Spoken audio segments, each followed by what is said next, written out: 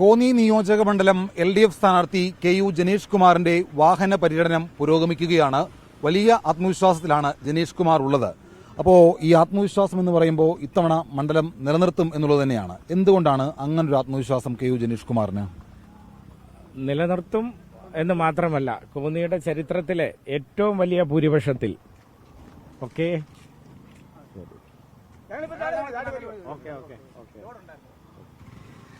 ആളുകളുടെ സ്നേഹം ആർക്കും വേണ്ടി ഏറ്റുവാങ്ങുകയാണ്. അതെ, വലിയ നിലയിലുള്ള പിന്തുണയാണ്. ഇതിപ്പോൾ മൈലപ്പുറം പഞ്ചായത്താണ്.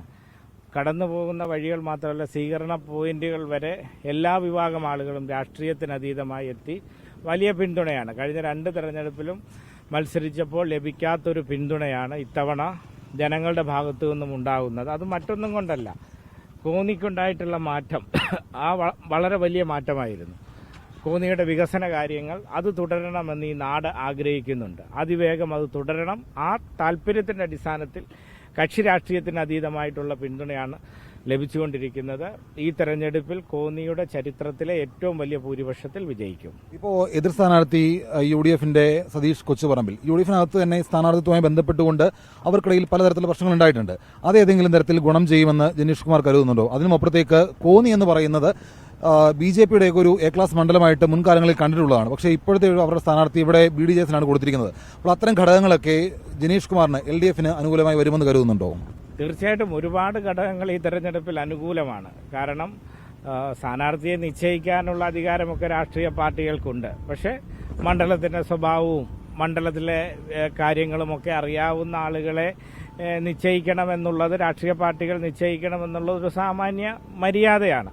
ആ സാമാന്യ മര്യാദ പാലിച്ചിട്ടുണ്ടോ ഇല്ലയോ എന്ന് ഈ തെരഞ്ഞെടുപ്പിൽ കോന്നിയിലെ ജനങ്ങൾ വിലയിരുത്തി അവർ നല്ല പ്രതികരണത്തിന് വേണ്ടി തയ്യാറായി നിൽക്കുകയാണ് എന്നുള്ളതാണ് അവരുമായി എല്ലാം സംസാരിക്കുമ്പോൾ മനസ്സിലാവുന്നത്.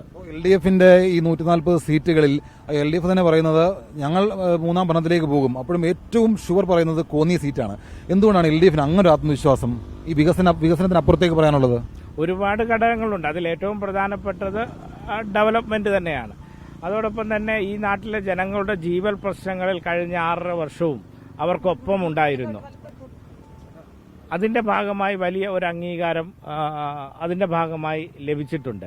അതോടൊപ്പം തന്നെ കോന്നിയിലെ ഇടതുപക്ഷ ജനാധിപത്യ മുന്നണി സ്ഥാനാർത്ഥി എന്ന നിലയിൽ ഇടതുപക്ഷത്തിന്റെ സംഘടനാ പ്രവർത്തനം താഴെ ബൂത്ത് തലങ്ങളിൽ വരെ വളരെ നേരത്തെ ആരംഭിച്ച് വളരെ സജീവമായി മുമ്പോട്ട് പോകുന്നു. അങ്ങനെ കുറേയധികം ഘടകങ്ങൾ ഈ തെരഞ്ഞെടുപ്പിൽ എല്ലാ നിലയിലും അനുകൂലമായിട്ടുണ്ട്. ഇപ്പോൾ എന്തായാലും 2ാം റൗണ്ടിലേക്ക് കടന്നിട്ടുണ്ട്. ഇനിയിപ്പോൾ ഒരു അവസാന ലാപ്പിലേക്ക് പോവുകയാണ്. ഈ അവസാന ലാപ്പിലേക്ക് പോകുമ്പോൾ ഏതെങ്കിലും തരത്തിലുള്ള അടിയൊഴുക്കുകൾ ഉണ്ടാകുമെന്നുള്ള ഭയമുണ്ടോ? അടിയൊഴുക്കുകൾ ഇടതുപക്ഷ ജനാധിപത്യ മുന്നണിക്ക് അനുകൂലമായി ഉണ്ടാവും, ഒരു സംശയവുമില്ല. അത്തരം അടിയൊഴുക്കുകൾ മണ്ഡലത്തിന്റെ എല്ലാ ഭാഗങ്ങളിൽ നിന്നും കണ്ടു തുടങ്ങിയിട്ടുണ്ട്.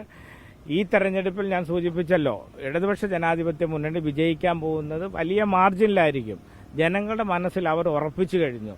അതിനപ്പുറത്തേക്ക് ഇനി ഒരൊഴുക്കും രാഷ്ട്രീയ എതിരാളികൾക്ക് ഈ മണ്ഡലത്തിൽ നടത്താൻ കഴിയില്ല. അത്രമാത്രം ജനഹൃദയങ്ങളിലേക്ക് അവർ LDFനെ സ്വീകരിച്ചു കഴിഞ്ഞു. ബോധപൂർവമായിട്ട് ഏതെങ്കിലും കേന്ദ്രങ്ങളിൽ നിന്ന് ഇങ്ങനെ എന്തെങ്കിലും ഒരു തനിക്കെതിരായിട്ടുള്ള പ്രചരണങ്ങൾ നടക്കുന്നുണ്ട് എന്ന് ജനീഷ് കുമാർ വിശ്വസിക്കുന്നുണ്ടോ? അങ്ങനെ ഒരു ക്യാമ്പ് അവർ സെറ്റ് ചെയ്തിരുന്നു. UDF കാൻഡിഡേറ്റ് തിരുവല്ലയിൽ നിന്നും അദ്ദേഹത്തിന്റെ നാട്ടിൽ നിന്നും കുറച്ച് ആളുകളെ എല്ലാം കൊണ്ടുവന്ന് സോഷ്യൽ മീഡിയയിലൊക്കെ ചില കള്ളപ്രചരണങ്ങൾ ഒന്ന് അഴിച്ചുവിട്ടിരുന്നു. പക്ഷേ അഴിച്ചുവിട്ടു, സ്വീകാര്യത കിട്ടാത്തതിനാൽ ആദ്യ ദിവസം തന്നെ ഇപ്പോൾ ഉപേക്ഷിച്ച മട്ടാണ് കാണുന്നത്. എന്തായാലും LDF സ്ഥാനാർത്ഥി ജനീഷ് കുമാർ വലിയ ആത്മവിശ്വാസത്തിൽ തന്നെയാണ്. കഴിഞ്ഞ വർഷക്കാലങ്ങളിൽ കോന്നിയിൽ ചെയ്ത വികസന പ്രവൃത്തികൾക്ക് ജനങ്ങൾ ഇത്തവണയും തനിക്കൊപ്പം ഉണ്ടാകും. അതുകൊണ്ട് തന്നെ ഇത്തവണ ജയിച്ച് നിയമസഭയിലേക്ക് പോകുമെന്ന വലിയ ആത്മവിശ്വാസത്തോടു കൂടി തന്നെയാണ് ജനീഷ് കുമാർ പറയുന്നത്.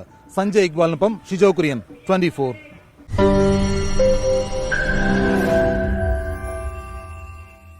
ലോകത്തെവിടെയായാലും ഏത് സമയത്തും 24 വാർത്തകളും ഓഗ്മെന്റഡ് റിയാലിറ്റി പാക്കേജുകളും എക്സ്പ്ലെയിനറുകളും വിശദമായി കാണാൻ ഞങ്ങളുടെ YouTube ചാനൽ നിങ്ങൾക്ക് സബ്സ്ക്രൈബ് ചെയ്യാം.